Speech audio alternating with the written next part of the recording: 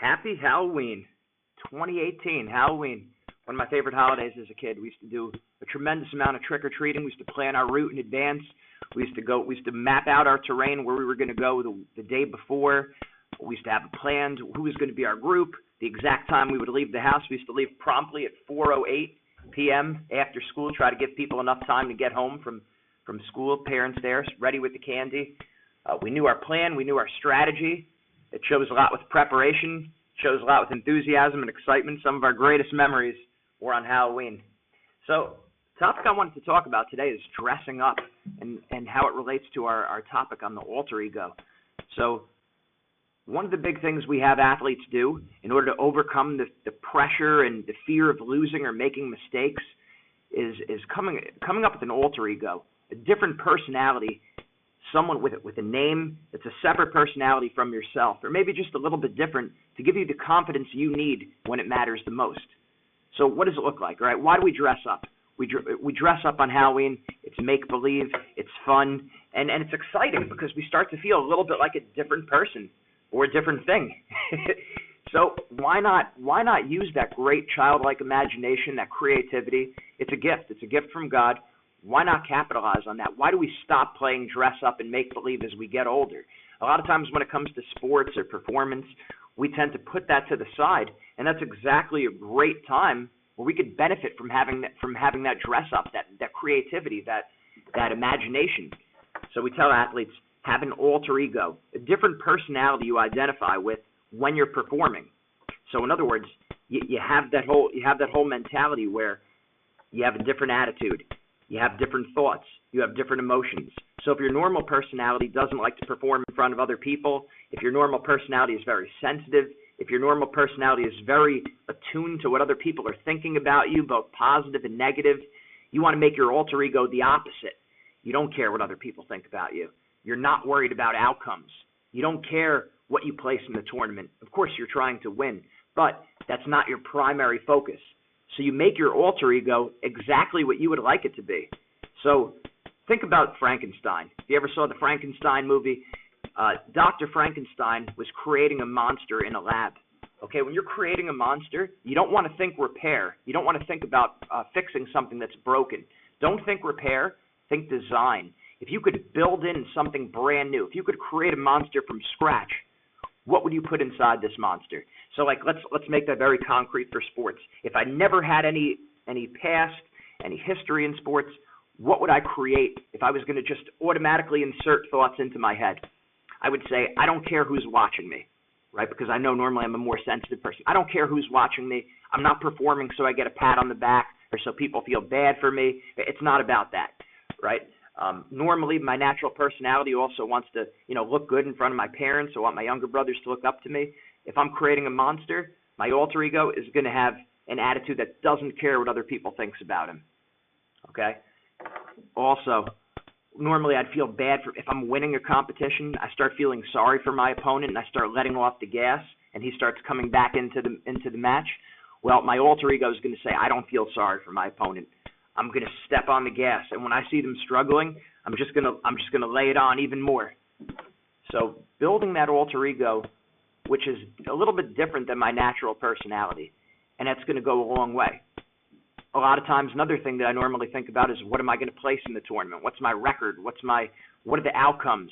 Did I win or did I lose? My alter ego doesn't care at all about that. My alter ego only cares about effort, attitude, and aggressiveness. And again, we're brainwashing ourselves here.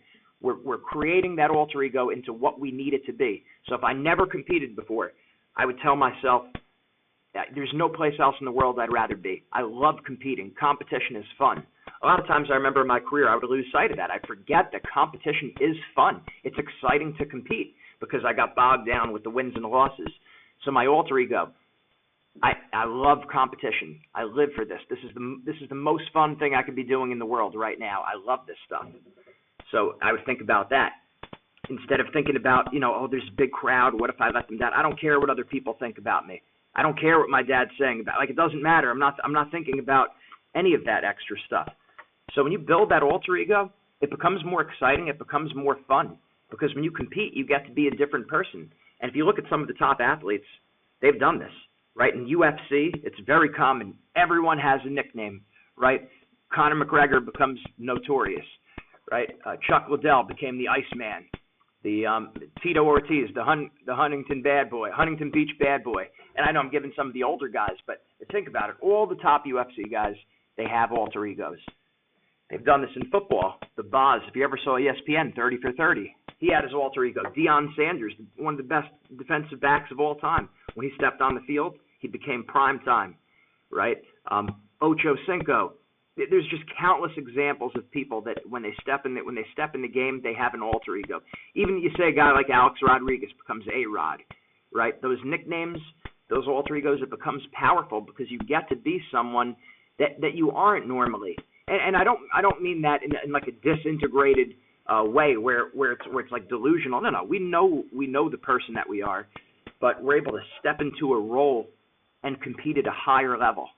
Right, we step into a role and we compete at a higher level. If I'm normally feeling sorry for my opponents, right, a part of me, I guess, is a more sensitive, more empathetic guy. If I'm beating my opponents, I start to feel a little bad for them.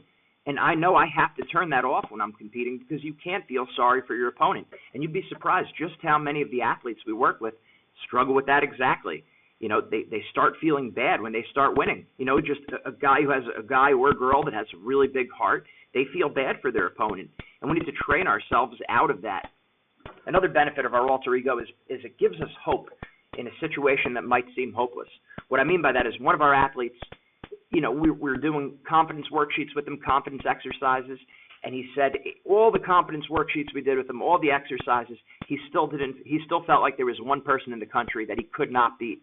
And we appealed to him every which way to get him to believe in himself, and he just didn't. So we said, you know what? We changed gears then. We went the alter ego route. We said, you know what? Maybe you can't beat this person, but your alter ego can. And at that point, you could see the eyes light up. You could see the hope start coming back into his mind. And that's all we need. If we have a glimmer of hope, we give ourselves a chance. If there's no hope, there's no chance of success. So have this alter ego and get into the character.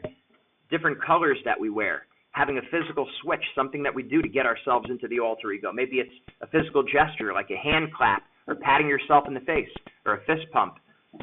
One of the top wrestlers, Olympic champ Mark Schultz, what he used to do is he'd be wearing a hooded sweatshirt when he was warming up, and then when he was getting ready to compete, he would take the hoodie off, and that was his switch. That was where he was going into his alter ego. So what's your switch going to be? Also, we know a lot of people with their alter ego, they do a slight change to their hair. Now, I'm not saying you have to do anything crazy or grow a really long hairstyle or cut it really short, but a slight change to our hair tends to make us feel a little bit different, like a different person, and that will give us that little competitive edge. If you notice, after a breakup, women usually cut their hair.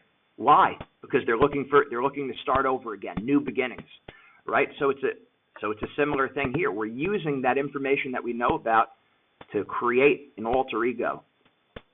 Also, we know the colors red and black are associated with more aggressiveness.